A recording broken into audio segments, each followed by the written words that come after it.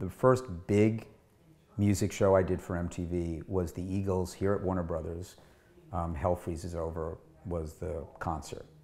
And it was the Eagles getting back together again. I think we talked about this a little before, but it was the Eagles getting back together again after, I don't know how many years had gone by, at least 10 years or something or more. No, it was even more than that. And these producers, Carol and Carol called me and said, I had just done this NBA All-Star Bash thing up in Minneapolis. And we had just done that show, which was a live concert show, performance show. I don't remember the music acts very much on it, but it was kind of like I had become their go-to designer at that point.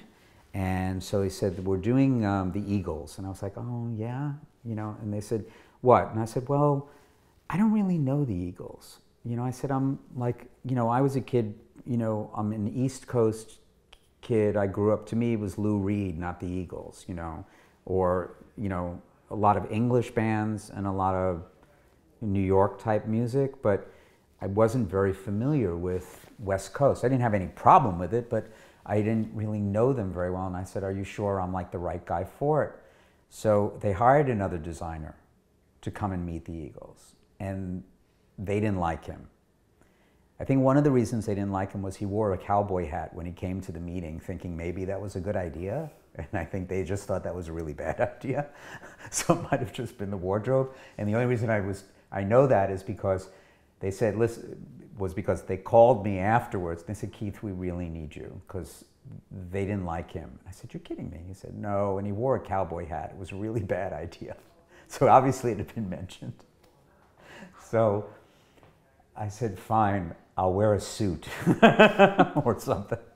I'll just dress the way I would dress. So I got on a plane the next morning and flew out here and met here, and I forget which stage it was, but it was huge, one of their biggest stages here.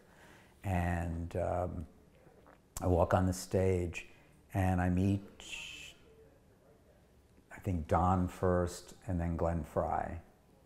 And, no, Don, yes, it was definitely Don Henley. So I meet Don Henley and we talked a little bit. He told me what was interesting to him, and he showed me a photograph. It might have either been an album cover or a photograph of a sort of distressed, like plaster. It was just a texture and a color. It was like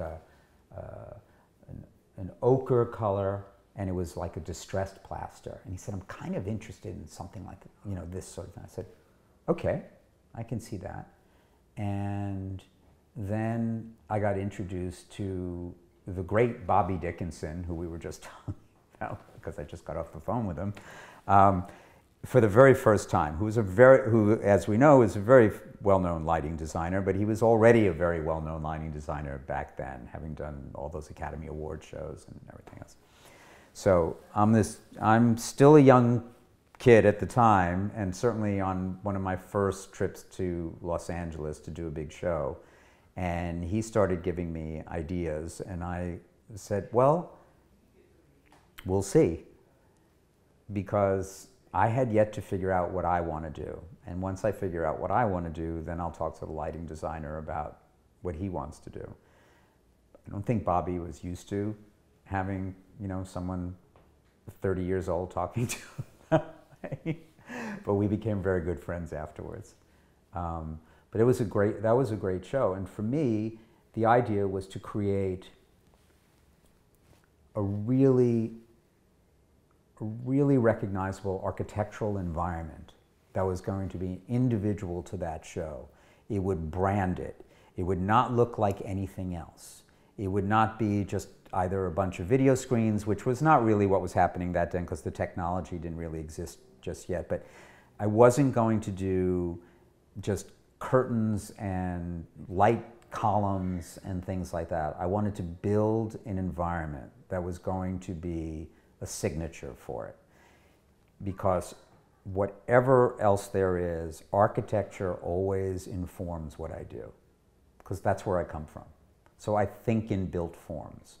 I think about metaphors in terms of built forms, and I think about architectural realities in terms of built forms and how I'm going to inform a project by giving it a really solid place, you know, which in many ways is also something that my friend Eugene does, except he does it mostly for theater.